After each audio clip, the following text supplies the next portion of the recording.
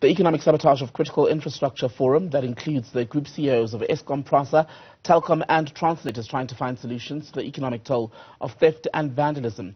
Our reporter Kopano Gumbi has been at that gathering for much of today, joins us now live. Kopano, we'll talk about the solutions in a moment. Let's go back first, though, to the scale of the problem.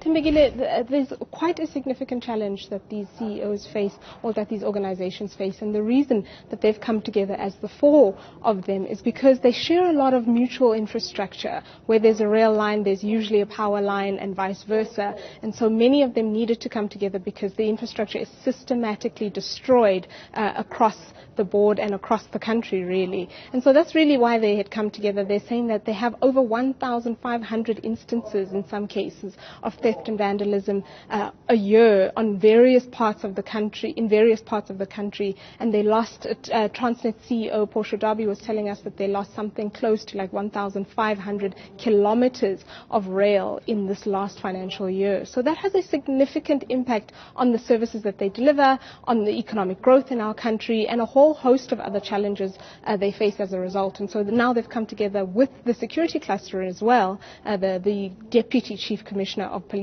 was here this afternoon and this morning to tell us how they are also getting involved to try and solve this problem, because it is significant. Problem then, what are the solutions and how workable are they?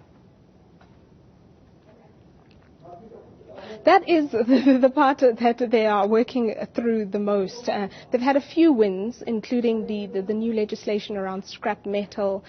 They've had an increase in the presence of security, and the ongoing conversations with the security cluster are there to help in that regard. But one of the biggest challenges that they highlighted to how this is happening and continues to happen is because of a behavioral change, a societal change that needs to happen, because many of the time these crimes are taking place inside communities, and community members are aware or they are not aware, and they are not participating in trying to stop it, or in some instances where the community has banded together to try and stop any kind of theft, the police are not as responsive as they would like, and then the justice system doesn't follow through on trying to solve these crimes or trying to prosecute for them accurately. So there are quite a few leaks in the chain to getting an end to this challenge. However, they are trying to come to terms with that, and they're trying to resolve it. The police commissioner committing, or the deputy police commissioner committing, that they do have specialized units now. Them as a private sector,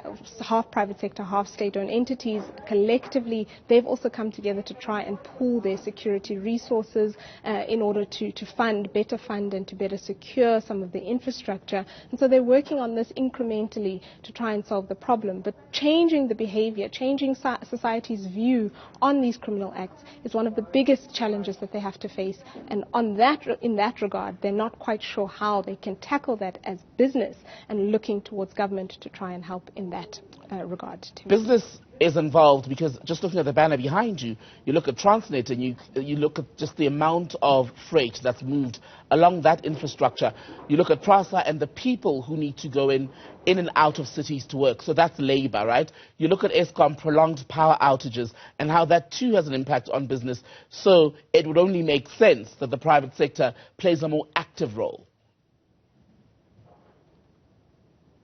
Absolutely, and in some cases, or at least Eskom says in some cases, that the private sector has come to the party. And what they're doing really is pooling funding to have private security there, because what they're finding is that the capacity of the state, the South African police, isn't always as strong as it needs to be, or people are just not as available because they have other crimes and policing issues to look after. And so they've seen that in the private sector, they're trying to pool their collective resources. They're trying to get more private security people onto premises to monitor and evaluate what's going on, and bringing in all sorts of technology, trying to every kind of intervention to try and stop it. But the crime around this is very significant, and the syndicates that are involved in moving some of these goods, especially with the cable and fuel, are so significant that it does need state intervention along the line.